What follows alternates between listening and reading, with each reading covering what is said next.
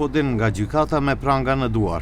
E përcjell nga efektivët e policisë, drejtoresha e NP komunale Zgostivar Artana Hasani I njoftoi familjarët se është mirë.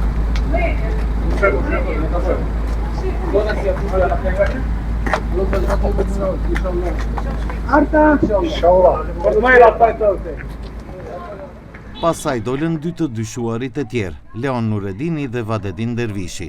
Edhe familjarët e tyre përpiqeshin t'i komunikojnë, derisa ata po hynin në veturën e policisë. Tre të arrestuarit në hetimin për ndotjen e ujit të pishëm në Gostivar, të dyshuar për vepra të rënda kundër mjedisit dhe natyrës, do të mbahen në paraburgim për 30 ditë. Vendimin e ka marrë gjyqtari I procedurës paraprake në gjykatën themelore penale në Shkup, pas kërkesës së prokurorisë themelore publike. Во предлогот ги има наведено причините поради кои го предлага притворот,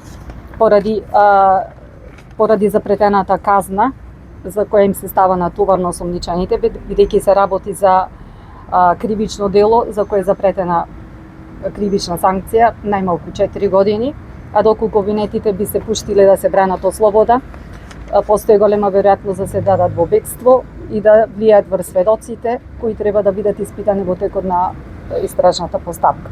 Судијата на претходна постапка Чирко Михајловски го прифати предлогот на јавното обвинителство, определи притвор на осомничените во трајање од по 30 дена. Pasi I morën veturat e policisë u nisën për në Shkup, ku të dyshuarit do të vuajnë para burgimin. Hetimi për rastin vazhdon, ndërsa prokuroria pritet të ndërmarrë edhe veprime të tjera për zbardhjen e plotë.